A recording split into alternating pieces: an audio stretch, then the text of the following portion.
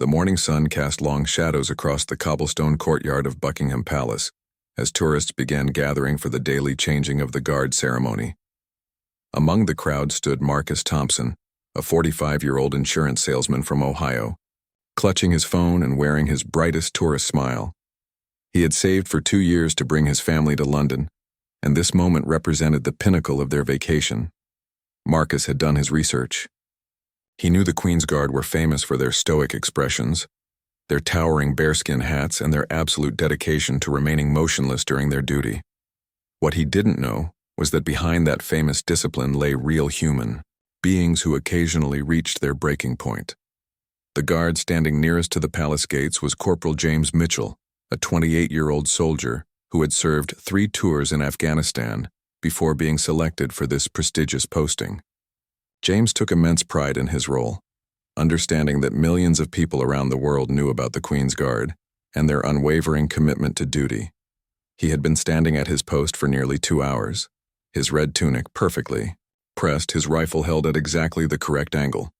Marcus approached the rope barrier, his phone already recording. Like many tourists, he had seen countless videos online of guards remaining perfectly still while people tried to make them laugh, flinch, or react in any way. He decided to try his luck. "Hey there, soldier boy," Marcus called out, his American accent cutting through the morning air. Several other tourists turned to watch, some pulling out their own phones. "Can you smile for my camera? My wife back home won't believe how tall you guys are." James maintained his position, staring straight ahead. His training had prepared him for this. Tourists were part of the job, and ignoring their attempts at interaction was second nature by now. But Marcus wasn't finished. Emboldened by what he perceived as success in getting close to the guard, Marcus stepped closer to the rope. "Come on, buddy. Just a little wave. I promise I won't tell your boss." He laughed at his own joke, completely unaware that his volume was drawing unwanted attention from other guards and palace security. A small crowd had gathered now, phones and cameras pointed in their direction. Marcus felt like he was putting on a show, and the audience encouraged him to continue. "Maybe if I tell you a joke? What do you call a sleeping guard? A nap sentry." He slapped his knee, delighted with his wordplay. James felt a muscle in his jaw twitch, but he remained steadfast. However, Marcus interpreted the guard's continued silence as a personal challenge. He began making faces, waving his arms, and even started doing a little dance. Other tourists laughed and cheered him on, treating the whole situation like entertainment. "Marcus, maybe you should leave him alone," his wife Sarah whispered from behind him, sensing that her husband might be crossing a line. But Marcus was enjoying his moment in the spotlight too much to stop. The situation escalated when Marcus decided to get creative. He pulled out a 20-pound note and waved it in front of James's face. "How about this? Will this get you to crack a smile? Come on, everyone has a price." The crowd's laughter grew louder, but some tourists began to look uncomfortable with the display. James's hands tightened slightly on his rifle, though his expression remained unchanged. Inside his mind, however, frustration was building. He was a decorated soldier being treated like a street performer, and the disrespect was becoming harder to ignore with each passing moment. Marcus then made his biggest mistake.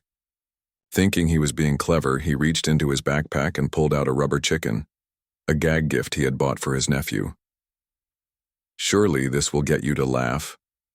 He began making chicken noises and flapping the toy in front of the guard's face.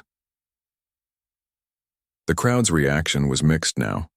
While some tourists continued laughing and recording, others began to step back, sensing that the situation was becoming inappropriate. A few British tourists in particular looked embarrassed by the Americans' behavior. Palace security had been monitoring the situation, and 2 officers began moving closer to the scene. They had protocols for dealing with tourists who became too disruptive, but they preferred to let situations resolve naturally when possible. James had reached his limit. The rubber chicken squeaking inches from his face, the loud American tourist, treating him like a circus act, and the crowd of people recording his humiliation had pushed him beyond his considerable tolerance. His military training emphasized discipline and protocol, but it also taught him about maintaining dignity and respect. In one swift motion that surprised everyone present, James suddenly moved. He didn't break his formal stance entirely, but he turned his head slightly and spoke in a clear, firm voice that carried across the courtyard. "Sir, you will step back from the barrier immediately, or you will be removed from the premises." The toe effect was electric. Marcus jumped backward, nearly dropping his phone and the rubber chicken. The crowd fell silent, suddenly realizing they had witnessed something extraordinary. Palace security moved in quickly, but James had already returned to his original position, staring straight ahead as if nothing had happened. Marcus stood frozen for a moment, his face flushing red as he realized that dozens of people had recorded his embarrassing encounter. His wife Sarah grabbed his arm and began pulling him away from the scene, muttering apologies to anyone who would listen. As they walked away, Marcus could hear other tourists discussing what had just happened. Some criticized his behavior, while others expressed sympathy for the guard who had been pushed too far. The incident had lasted less than 10 minutes, but it would soon become much more significant than anyone present could have imagined. Unknown to Marcus, several of the bystanders had uploaded their videos to social media within minutes of the encounter. The footage of an American tourist harassing a Queen's guard with a rubber chicken, followed by the guard's unexpected response, was exactly the kind of content that spreads rapidly across the internet. By the time Marcus and his family returned to their hotel room that afternoon, the videos had already begun circulating on various social media platforms, though neither he nor James realized they were about to become unwilling internet celebrities. Within 6 hours of the incident at Buckingham Palace, the video footage had exploded across social media platforms. Sarah Chen, a 19-year-old university student from Manchester, had been among the tourists who recorded the encounter. Her TikTok video, titled "American Tourist vs. Queen's Guard, You Won't Believe What Happens," had already gained 50,000 views and was climbing rapidly. Sarah hadn't expected her casual vacation video to gain so much attention. She had simply been visiting London with her friends when they stumbled upon Marcus's increasingly inappropriate behavior toward the guard. Her video captured the entire sequence, from Marcus's initial jokes through his rubber chicken antics to the guard's stern warning. The comments section of Sarah's video was exploding with reactions. British users expressed embarrassment that tourists would behave so disrespectfully, while American commenters were split between defending Marcus as someone just having fun and criticizing him for his insensitive behavior. The debate was fierce, and growing more heated by the hour. Meanwhile, at his hotel in Kensington, Marcus remained blissfully unaware of his newfound internet fame. He was showing his family photos from their morning at the palace when his daughter Emma, a 16-year-old social media enthusiast, casually checked her phone. "Dad," Emma said slowly, staring at her screen with wide eyes, "I think you need to see this." She handed him her phone, which displayed Sarah's TikTok video with over 100,000 views and climbing. Marcus watched in horror as he saw himself on screen, waving the rubber chicken and making what now seemed like incredibly foolish comments. The video had been shared thousands of times, and spin-off videos were already appearing with titles like "Disrespectful Tourist Gets Owned by Royal Guard" and "When Keeping It Real Goes Wrong, Palace Edition." His wife Sarah groaned as she watched the footage. "Marcus, this is mortifying. People all over the world are going to see this." Their son David, who was 14, was already receiving messages from friends back home who had seen the video shared on various platforms. The family's vacation had suddenly taken a very different turn. Instead of enjoying their remaining days in London, they found themselves at the center of an international social media storm. Marcus tried to convince himself that the attention would die down quickly, but the opposite was happening. Back at Buckingham Palace, Corporal James Mitchell was completing his shift, unaware that his moment of breaking protocol had been captured and shared millions of times. His commanding officer, Major William Harrison, was the first to inform him of the situation. "Mitchell," Major Harrison called as James returned to the guard room after his duty. "We need to talk. There's been an incident involving your post today, and it's gained significant attention online."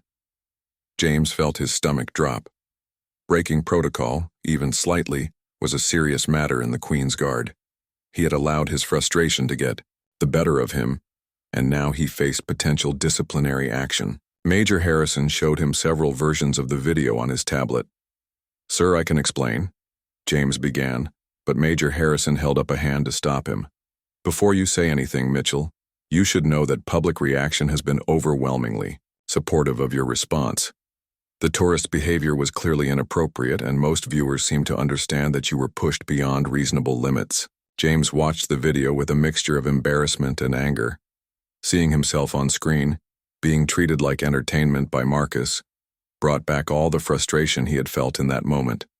But he also realized that his response, while understandable, had been a departure from the standards expected of the Queen's Guard.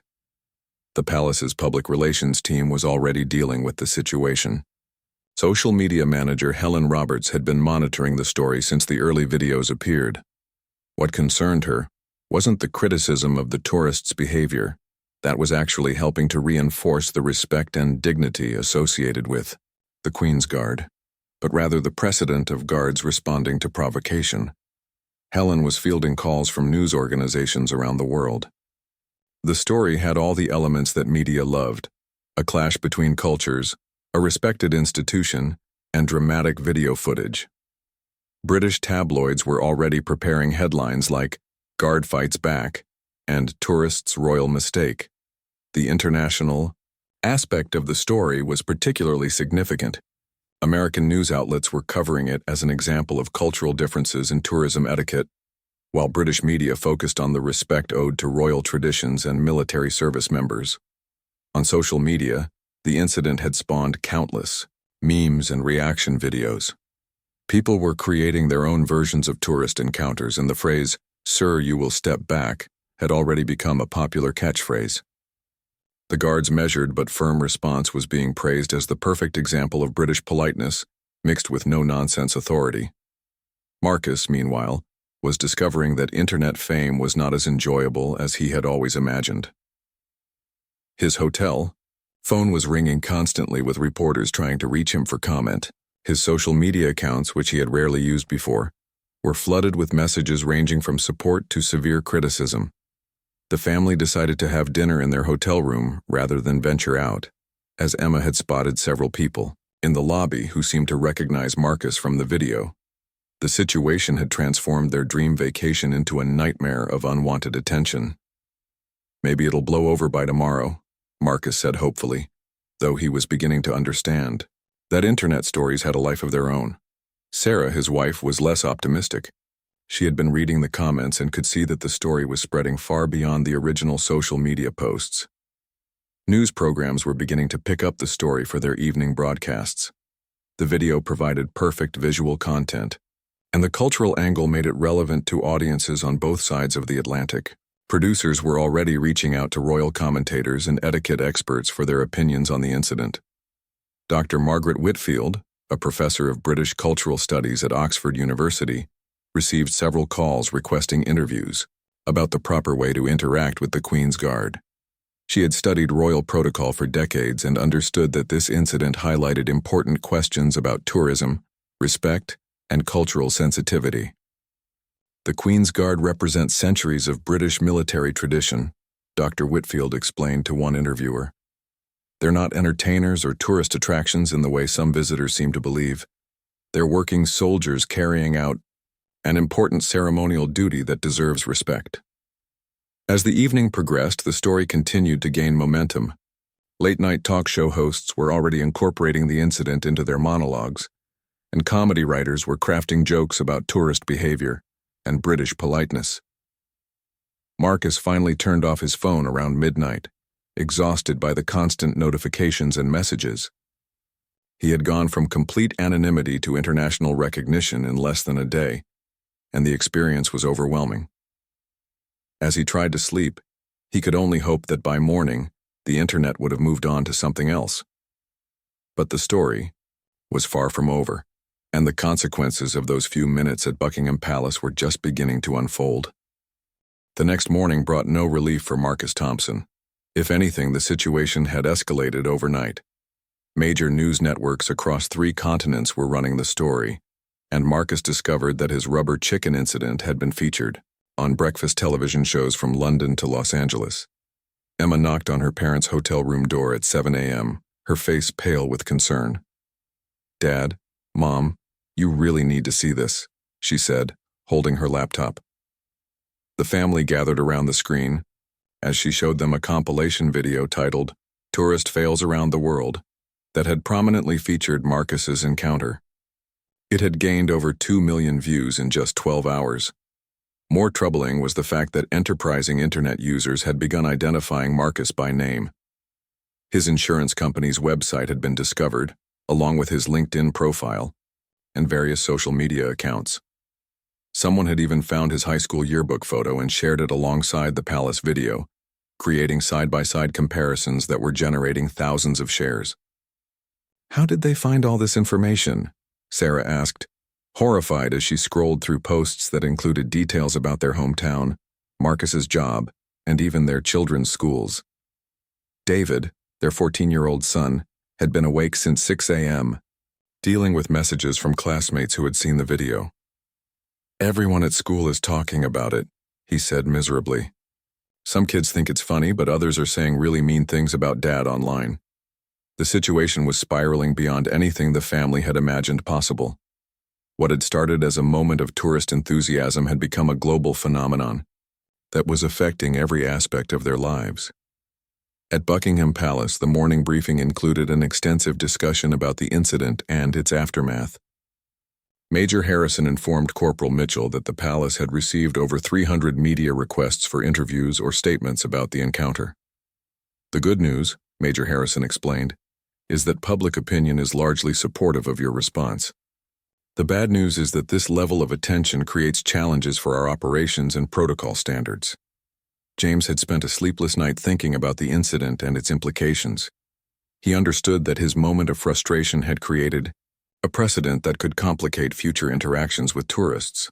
Other guards were now asking whether they should respond similarly to inappropriate behavior, or if they should maintain absolute silence regardless of provocation.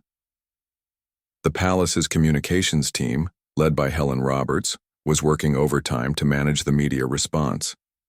They had drafted a careful statement acknowledging the incident, while emphasizing the important role of the Queen's Guard and the respect they deserved from visitors. "We understand that tourists are excited to see the Queen's Guard," the statement read, "but we ask that all visitors maintain appropriate respect for these working soldiers who are carrying out important ceremonial duties. The guards are not entertainers, and behavior that interferes with their duties is not acceptable." The statement was diplomatically worded to avoid directly criticizing Marcus while making clear that his behavior had been inappropriate. Helen knew that the palace needed to balance defending their guards with maintaining good relationships with the millions of tourists who visited each year. International media coverage was expanding the story beyond its original context.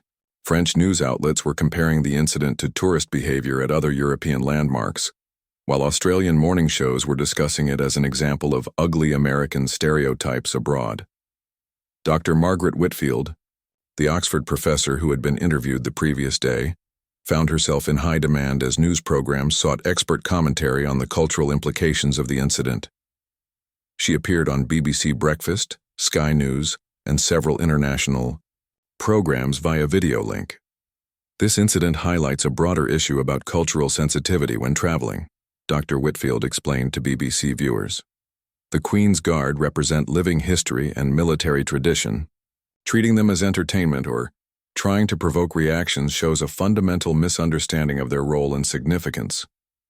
Her comments resonated with British audiences who felt that Marcus's behavior had been disrespectful to an important national institution. Social media reactions from UK users were particularly harsh, with many expressing embarrassment that such behavior had occurred at one of the country's most significant landmarks. Marcus, meanwhile, was discovering the darker side of internet fame. His insurance company's phone lines were being flooded with prank calls from people who had seen the video. His colleagues were sending him messages ranging from supportive to mocking, and his boss had called an emergency meeting to discuss the situation's impact on the company's reputation. The family had planned to visit the Tower of London that day, but they decided to remain in their hotel room as photographers had begun gathering outside, hoping to capture additional footage of the now famous tourist family. "This is insane," Marcus said, peering through the hotel room curtains at the small crowd below. "All I did was try to have some fun with a guard. How did it turn into this circus?" Sarah was reading through hundreds of comments on various social media platforms, trying to understand how their family had become the center of such intense scrutiny. The comments ranged from sympathetic to cruel, with many focusing on broader themes of American behavior abroad and cultural insensitivity. The most concerning development was that their home address had somehow been discovered and shared online. Sarah's sister had called from Ohio to report that news vans were parked outside their house, and reporters were approaching neighbors for comments about Marcus and his family. "We can't go home to this," Sarah said, her voice cracking with stress. "Our whole lives have been turned upside down because of 5 minutes of bad judgment." Emma was dealing with her own challenges as her social media accounts were being flooded with friend requests from strangers and messages from people who had seen the video. Some were supportive, but others were critical or simply curious about being connected to someone involved in a viral story. The incident was also inspiring copycat behavior around London. Other tourists, having seen the video and the attention it generated, were attempting their own interactions with guards at various royal locations. Palace security was reporting increased incidents of inappropriate tourist behavior, as some visitors seemed to believe that provoking a response would make them internet famous. James Mitchell was experiencing his own version of unwanted attention. Fellow soldiers were treating him like a celebrity, with some praising his response while others questioned whether he should have maintained protocol regardless of provocation. The incident had created divisions within the guard about appropriate responses to tourist behavior. Late that evening, as the Thompson family huddled in their hotel room ordering room service to avoid the photographers outside, Marcus reflected on how dramatically his life had changed in just 48 hours. He had wanted memorable vacation footage to share with friends back home, but he had never imagined creating a global incident that would affect his entire family's future. The story was far from over, and the ripple effects of those few minutes at Buckingham Palace were continuing to spread in ways that no one could have predicted. What had seemed like harmless tourist fun had evolved into a cultural phenomenon that raised serious questions about respect, protocol, and the power of social media to transform ordinary moments into life-changing events. By the third day, the incident had evolved beyond a simple viral video into a full-blown international diplomatic and cultural discussion. The American embassy in London found itself in the unusual position of having to address questions about tourist behavior, while British tourism officials were concerned about the potential impact on visitor relations. Marcus Thompson woke up to discover that his story had been featured on the front page of 3 major British newspapers. The Daily Mail's headline read, "Yankee Doodle Dandy Goes Too Far," with a large photo of him waving the rubber chicken, while The Guardian took a more measured approach with "Tourist Incident Highlights Cultural Sensitivity Issues." The family's attempts to continue their vacation had become impossible. Every time they left their hotel, someone recognized Marcus from the video. Street performers in Covent Garden were doing impressions of the incident, and souvenir shops near Buckingham Palace had begun selling rubber chickens with tags reading, "Not for guard harassment." Emma, their teenage daughter, was perhaps suffering the most from the situation. Her Instagram and TikTok accounts had exploded with followers, but the attention was largely negative. Classmates from back home were sharing screenshots of cruel comments about her father, and she had received hundreds of direct messages from strangers around the world. "I can't even post a normal picture anymore," Emma complained to her parents. "Everything gets comments about Dad and the guard. My friends think it's funny, but I'm so embarrassed I don't want to go back to school." David was having similar problems. His gaming accounts had been discovered by internet users, and his online gaming sessions were being disrupted by people who recognized his username and wanted to discuss the incident. Even his homework was being affected, as he couldn't concentrate on assignments while dealing with constant notifications and messages. The situation at Buckingham Palace had become equally complicated. Corporal James Mitchell was now the subject of intense media scrutiny, with reporters attempting to interview his family members and former colleagues. The Ministry of Defense had issued strict instructions that no guard was to speak to media about the incident without official authorization. James was called into a formal meeting with senior officers to discuss the ongoing implications of his response. While they acknowledged that his actions were understandable given the provocation, they were concerned about the precedent it might set for future tourist interactions. Colonel Patricia Hawkins, the commanding officer responsible for ceremonial duties, explained the complexity of the situation. "Mitchell, your response was measured and appropriate given the circumstances. However, we now have tourists actively trying to provoke similar reactions from other guards. Yesterday alone, we had 6 separate incidents of inappropriate tourist behavior at various royal locations. The palace had been forced to increase security presence and implement new protocols for dealing with disruptive tourists. Additional barriers had been erected at popular photo spots, and security officers were being more proactive in intervening when tourist behavior became inappropriate." Dr. Margaret Whitfield, the Oxford professor who had become the go-to expert on the incident, was invited to appear on a special BBC panel discussion about tourism etiquette and cultural sensitivity. The program, titled "Respecting Traditions: Tourism in the Modern Age," featured cultural experts, tourism industry representatives, and etiquette specialists. "What we're seeing here goes beyond one tourist's poor judgment," Dr. Whitfield explained to the panel. "Social media has created a culture where people will do almost anything for viral content, often without considering the consequences for the people and institutions they're affecting." The discussion highlighted broader concerns about tourist behavior at significant cultural sites worldwide. Representatives from other countries shared similar stories of visitors treating sacred or ceremonial locations as entertainment venues rather than places deserving respect. Marcus's story was being compared to other viral tourist incidents, including visitors taking inappropriate photos at memorials, disrupting religious ceremonies, and ignoring cultural protocols at historic sites. Tourism experts were concerned that the pursuit of shareable content was leading to increasingly disrespectful behavior. The economic implications were also becoming apparent. Several tour companies that specialized in Royal London experiences reported cancellations from American tourists who were concerned about potential confrontations or negative reactions from British citizens. The incident was inadvertently affecting London's tourism industry during peak season. Marcus received an unexpected phone call that afternoon from a literary agent in New York who had seen the story and wanted to discuss book and media opportunities.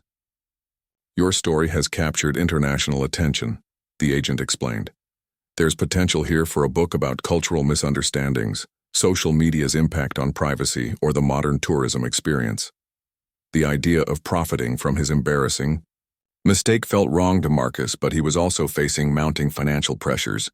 His insurance company was conducting an internal review of his employment status due to the negative publicity, and legal costs were beginning to accumulate as the family considered their options for protecting their privacy. Sarah had contacted a lawyer about potential defamation claims and privacy violations, but the attorney explained that the public nature of Marcus's behavior and the newsworthy aspect of the story made legal remedies difficult. "Unfortunately," the lawyer explained, "when someone becomes a public figure through their own actions, even inadvertently, they lose certain privacy protections."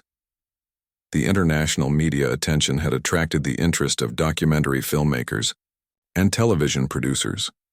3 different production companies had reached out about creating programs examining the incident and its broader cultural implications. The family was overwhelmed by the constant stream of requests for interviews, photo shoots, and appearances. Late-night talk show hosts were having field days with the story. Marcus watched in horror as Jimmy Fallon performed a sketch recreating the incident, complete with a comedic interpretation of his rubber chicken routine. The sketch was viewed millions of times online, further cementing his unwanted status as an internet celebrity. James Mitchell was dealing with his own media attention. Military protocol prevented him from speaking publicly about the incident, but that hadn't stopped journalists from trying to piece together his background and personal story. His hometown newspaper had run a feature about the local soldier who stood up to disrespectful tourists, and old school friends were being contacted for quotes about his character. The Queen's Guard as an institution was experiencing both positive and negative effects from the incident. While many people expressed increased respect and sympathy for the Guard's difficult job, others were now viewing them as potential entertainment rather than working soldiers. Tourist behavior at royal sites had become more unpredictable and challenging to manage. Palace officials were working with tourism authorities to develop new guidelines for visitor behavior and consequences for inappropriate conduct. They were also considering changes to the physical layout of certain areas to create more distance between guards and tourists, while still allowing for traditional photo opportunities. As the third day of their unwanted fame came to an end, the Thompson family faced a difficult decision about the remainder of their vacation and their future. The story showed no signs of dying down, and their presence in London was continuing to generate media attention. They began to consider cutting their trip short and returning home, even though they knew that home would bring its own challenges. The incident had grown far beyond a simple tourist mistake into a complex cultural phenomenon that was affecting everyone involved in ways they never could have anticipated. What had started as a moment of poor judgment had become a case study in modern tourism, social media power, and the delicate balance between public curiosity and personal privacy. The fourth day brought an unexpected development that would change the trajectory of the entire story. Marcus Thompson received a formal invitation from Buckingham Palace to meet privately with senior palace officials, and if he was willing, with Corporal James Mitchell himself. The invitation came through diplomatic channels and was presented as an opportunity for cultural understanding rather than any kind of punishment or confrontation. The invitation caught the family completely off guard. They had expected continued embarrassment and media attention, but not official recognition from the very institution that had been the center of their ordeal. The letter, written on official palace letterhead, was respectful and diplomatic in tone. Mr. Thompson, the letter read, while the recent incident at Buckingham Palace was regrettable, we believe it presents an opportunity for positive dialogue about cultural understanding and mutual respect. We would like to invite you and your family to visit the palace for a private discussion about tourism, traditions, and the role of the Queen's Guard in British culture. Sarah read the letter 3 times before fully believing it was genuine. They want to meet with us, after everything that's happened? The invitation seemed surreal, given the intense criticism Marcus had received from British media and social media users. Emma and David were excited by the prospect of a private palace tour, but Marcus felt nervous about facing the people he had, embarrassed with his behavior. The thought of meeting Corporal Mitchell face-to-face was particularly daunting, as he realized he had never actually apologized for his actions. The palace's decision to extend the invitation was carefully calculated by their communications team. Helen Roberts had convinced senior officials that a private meeting could help transform the negative story into a positive example of reconciliation and cultural understanding. The palace had received thousands of messages about the incident, and many suggested that direct dialogue might be more productive than continued public criticism. Major Harrison briefed Corporal Mitchell about the planned meeting. This is entirely voluntary, Mitchell. No one expects you to participate if you're uncomfortable with the situation.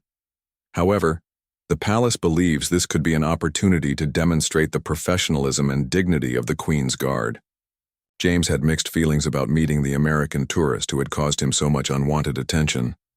Part of him was curious about Marcus as a person, while another part remained frustrated by the entire situation. However, he recognized that the meeting might help restore focus to the important ceremonial role of the Guard, rather than the viral video incident. The meeting was scheduled for the following afternoon, away from public areas and media attention. Palace security ensured that no photographers or journalists would be present, and the family was brought into the palace through a private entrance to avoid any spectacle.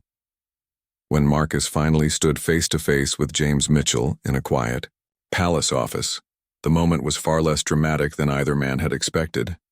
James, dressed in civilian clothes rather than his ceremonial uniform, appeared younger and more approachable than he had seemed in the viral video. I owe you an apology, Marcus said immediately, extending his hand to the soldier.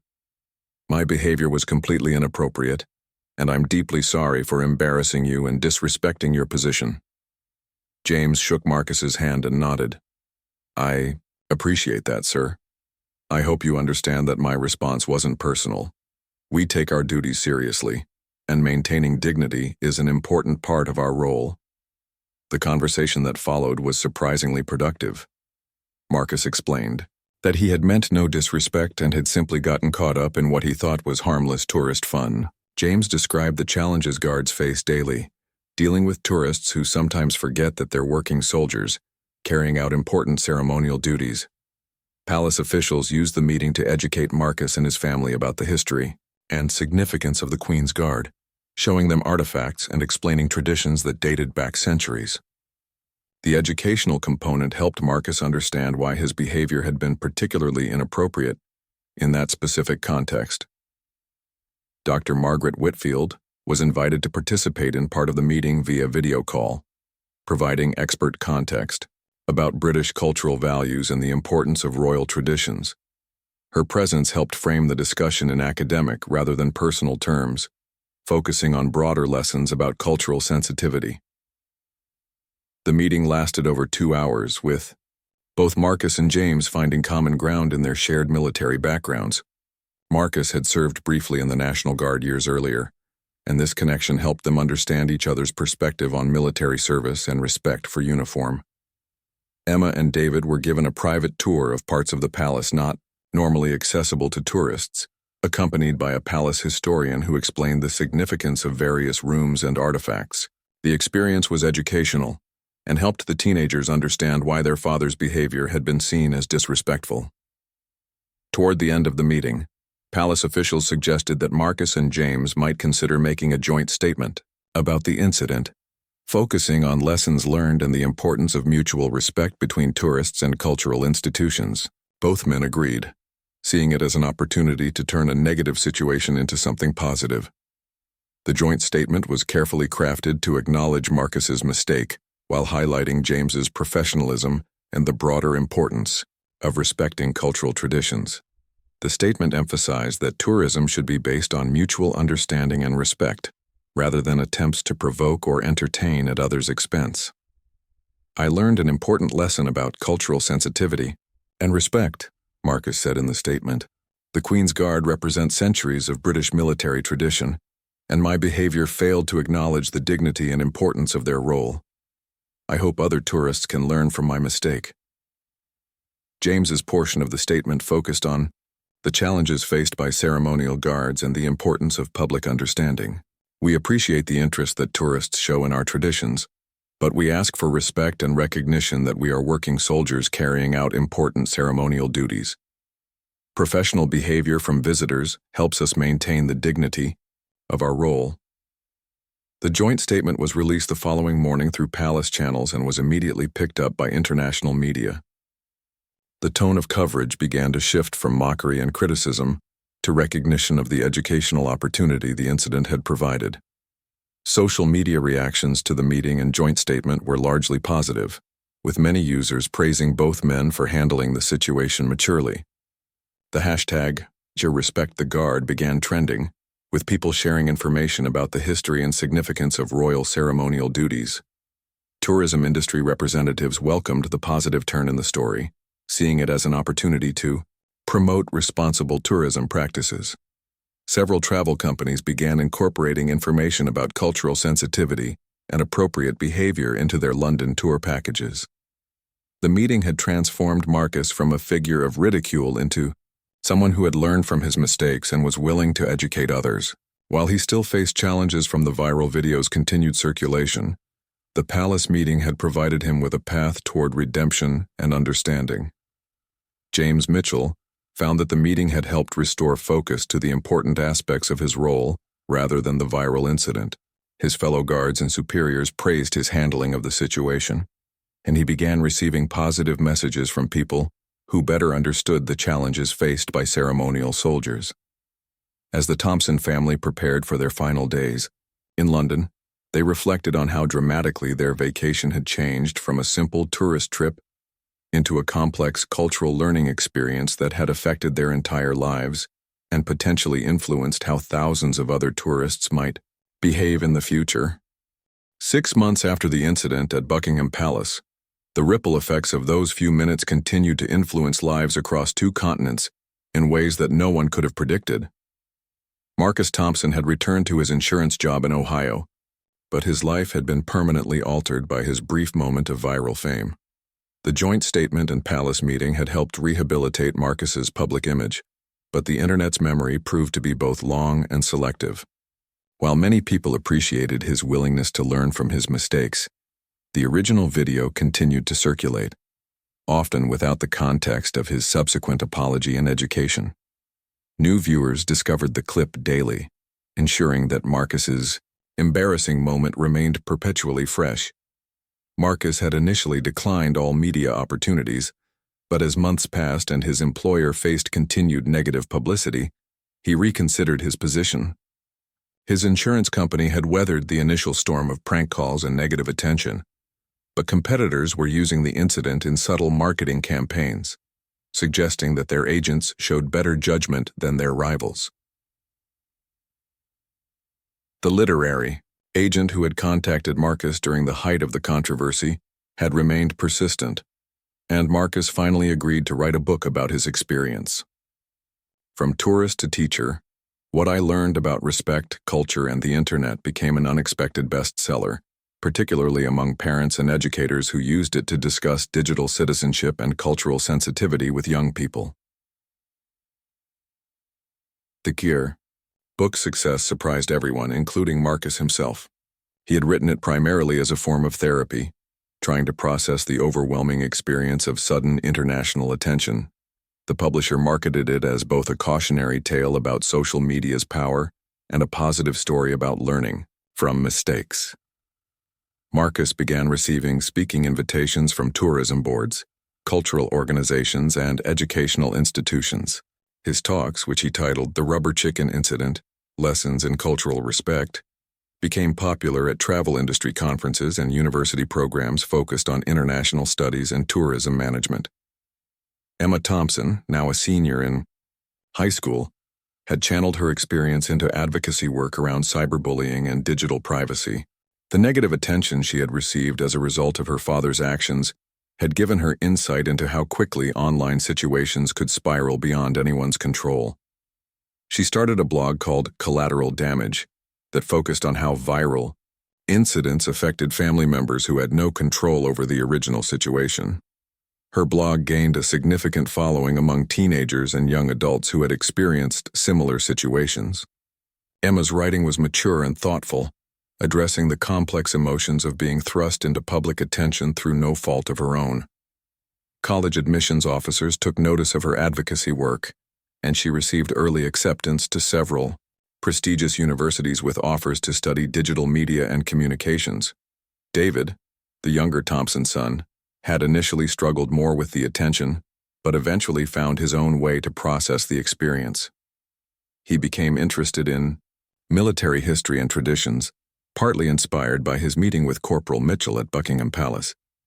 His school history project on the evolution of ceremonial military units won a statewide competition and led to his acceptance into a summer program at West Point. Corporal James Mitchell had also seen his life change in unexpected ways. The incident had initially created challenges for his military career, but the positive resolution and his professional handling of the situation had ultimately enhanced his reputation within the regiment. He was promoted to sergeant 6 months ahead of schedule and was selected to represent the Queen's Guard at international military ceremonies. James had been invited to speak at military academies about maintaining discipline and professionalism under pressure. His presentation, Protocol Under Pressure, Maintaining Military Standards in the Public Eye, became a standard part of training for soldiers assigned to ceremonial duties in various countries. The incident had also influenced James's personal interests. He began studying American culture and history, partly to better understand the cultural differences that had contributed to the original misunderstanding.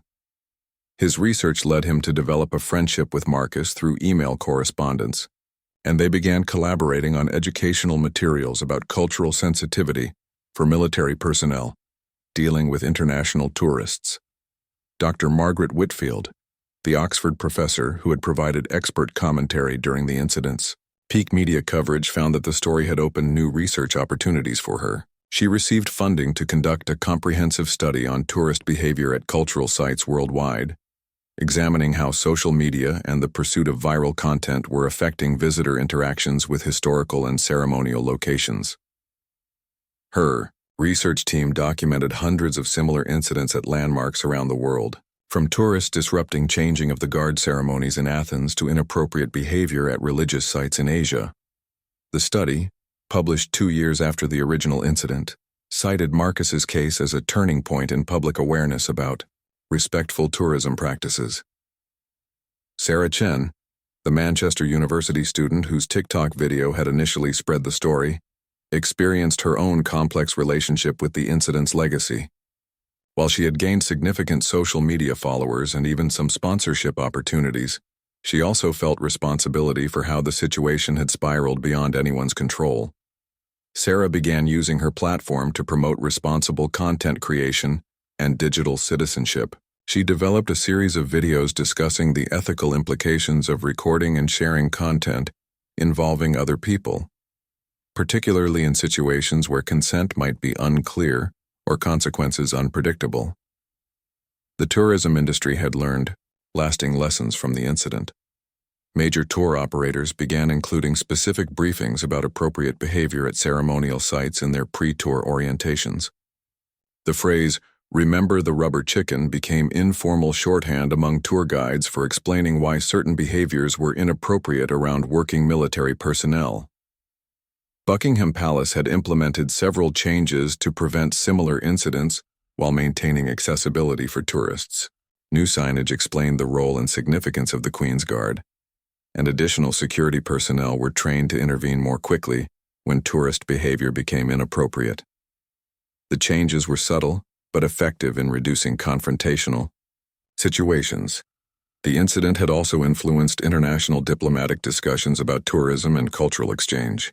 Embassy cultural attachés began including information about respectful tourist behavior in their outreach programs, using Marcus's story as a case study in how good intentions could go wrong without proper cultural understanding. As the first anniversary of the incident approached, both Marcus and James reflected on how a single moment had changed their lives in ways both challenging and ultimately positive. Marcus had transformed from an insurance salesman with the embarrassing viral video into an author and speaker promoting cultural understanding. James had evolved from a disciplined soldier following protocol into an educator helping bridge cultural gaps between military traditions and public understanding. The rubber chicken itself had found an unusual immortality, with replicas being sold in gift shops around London with tags reading, "Handle with cultural sensitivity." The original toy, which Marcus had discarded in his hotel room during the crisis, was eventually donated to a museum display about viral culture and digital communication. The incident that had begun with Marcus's simple desire for memorable vacation footage had evolved into a complex story about respect, responsibility, and the power of second chances. While the original video would likely circulate forever on the internet, the longer story that emerged showed how mistakes could become opportunities for growth and understanding when handled with genuine remorse and commitment to learning. Both families had learned that in the digital age, a moment's poor judgment could have lasting consequences, but they had also discovered that honest communication and mutual respect could transform even the most embarrassing situations into opportunities for positive change and cultural bridge building between nations and communities.